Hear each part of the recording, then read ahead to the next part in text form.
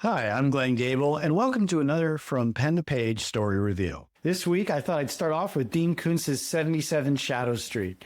I'll go over a synopsis, maybe a few quick spoilers, some things that I thought were great, some things I thought maybe needed a little bit of work, and how it might affect my own writing and maybe yours.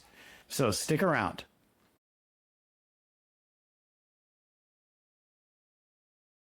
77 Shadow Street. What can I say about it? It's kind of like the House on Haunted Hill with a little bit of Alien and a little bit of Terminator mixed in. It's basically a haunted house story. It's about this old house in some unnamed city that turn of the century Victorian age got turned into some luxury condominiums. And of course, the people within these condos suddenly one stormy night get haunted by visions of people long dead and horrific monsters that not only try to kill them, but can actually turn them into other creatures. Really interesting premise. Now, I'm giving you a very high level idea of what it is, but if you don't want to know any spoilers, skip ahead. Okay, so here's the spoiler. The house actually isn't haunted. What's happening is every 38 years, the house jumps in time, along with anyone that happens to be inside of it, to a far distant future where an AI, a sentient AI, has taken over everything. Every plant, every animal, and all human life has been transformed into terrifying, carnivorous, cannibalistic creatures. They have to survive in the future for a set amount of time together and somehow figure out how to make that future not happen. So that's kind of high level what goes on. So what worked? First, I have to say I'm a fan of Dean Koontz. I like a lot of his books, and he is a master of the premise. He comes up with some really, really great ideas, and the premise for this is really interesting. Everyone loves a haunted house story, and this one is a bit of a twist because it's not really what you think it is. It's actually something very, very different. It's not ghosts. It's something very different. So the premise, I thought, was fantastic. Koontz also does a great job of building tension within the scene. We see all of the inhabitants of this building as they come across these ghosts and these monsters, and the way they interact and the way he sets the scene is fantastic. He does a really good job with description, creating hallways that are falling apart, creating lighting fixtures that are somehow writhing and moving like serpents, the sounds, the smells the characters smell, the echo of their footfalls. All these things are like really well written. Beyond the settings and descriptions and the premise, another great thing he really does is some of his main characters are really memorable. We've got a boy who is kind of like your average teen kid, but he's super nervous about who he is. He's unsure of himself, as most teenage kids are. You've got a teenage girl that is autistic, and so everything she sees is through the lens of her disability. She kind of has this thing for Bambi, and so she equates all the danger she comes into with the story of Bambi, which I thought was really interesting. There's a serial killer character that's fascinated by texture. Everything he does and is motivated by is with texture and this sick fascination with his mother. So he's a really interesting character. We have a set of old sisters that come from wealth and are kind of cantankerous, but they really remind me of Maggie Smith from Downton Abbey. They're really funny, they're interesting, and they bring some levity to a very dark story. So there are some really great, memorable characters that I thought were interesting. Now, just because I'm a fan of Dean Koontz doesn't mean I can't critique some of his writing. Here's what didn't work. As often as he wrote some really memorable characters, he had a whole slew of characters that weren't. There are a lot of characters in this book. Now, it makes sense because it takes place in a luxury condo where there's like 25 different apartments. But a lot of them are just sort of there, and you kind of forget who's who. So they're not super memorable. And where this is especially problematic is that One of the more minor characters winds up becoming a secret villain. Actually has a lot to do with why the house is haunted. And when it's revealed who this person is, I kind of forgot who they were. I was like, wait a minute, who is this?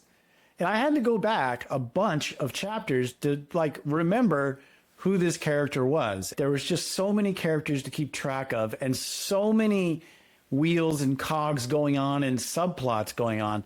It was just hard to remember. That brings me to my second issue with the book is there were a lot of subplots. Now, I do not have a problem as an author myself writing a lot of characters or a lot of subplots.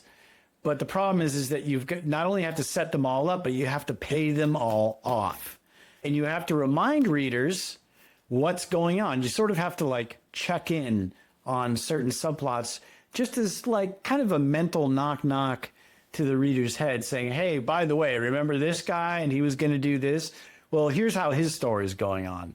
There were times where I felt like Koontz sort of dropped some of the subplots or maybe rushed them at the end. Spoiler, some of the subplots that I didn't realize how it ended, or I guess I didn't really connect the dots. Maybe I'm just a slow reader, but like the hotel is built on a lava pipe that somehow has some kind of weird mystical properties that somehow sends the building to the future.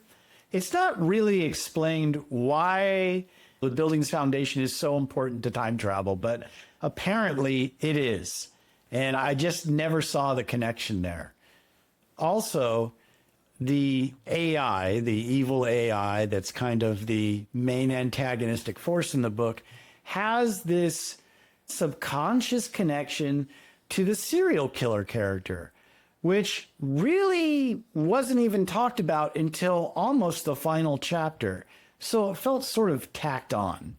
Again, I might have missed it, but I just felt like those were just a couple of the subplots that Koontz sort of rushed or maybe forgot about as he was weaving in all these threads to his story. The last little critique I have for Koontz is that as much as I love his description and the way he builds tension, sometimes he goes crazy with the description. And now, as an author, I know I need to work on my descriptions more, but I feel like this is a common issue with a lot of authors. They get so in love with their, we call it purple writing, descriptions that are really well written, but they also kind of slow down the plot. There was one chapter in particular where it was basically one character walking into a spooky room and seeing something scary.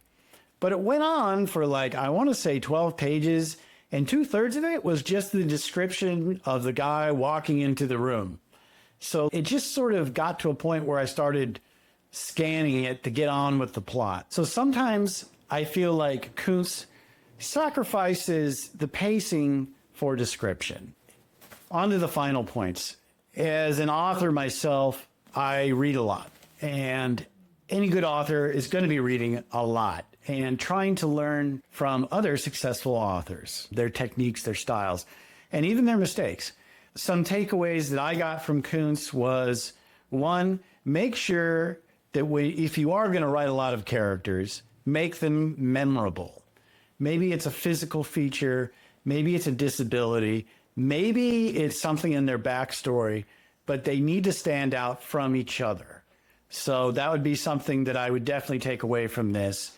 The second point that I would make is that it's great to play with tropes. This was a haunted house story, but Koontz very successfully turned it into kind of a post-apocalyptic science fiction thriller. You wouldn't know that by the cover. It looks like a haunted house story, but he really played with the tropes. So don't be afraid as an author to start with one idea and then have fun playing with all the stereotypical ideas that go along with that and seeing what else you can come up with. The third point is that sometimes simpler is better. In the case of this book, it was really interesting, but it had a lot of subplots that became a soup. It got a little murky by the end. And I would say maybe as an author, go with a simpler antagonistic force. It may seem very stereotypical, but what you do with it is really what's important. So Final thoughts and review. As much as I love Dean Koontz and as much as I love the premise of this and some of the tension he built, I felt like there were a few too many characters and it kind of sort of got murky by the end. I'd give it 3.5 stars. It's a fun summer read. Thank you for tuning in. And if you're looking for a fantastic read, check out The Soothsayer. I'll see you next time.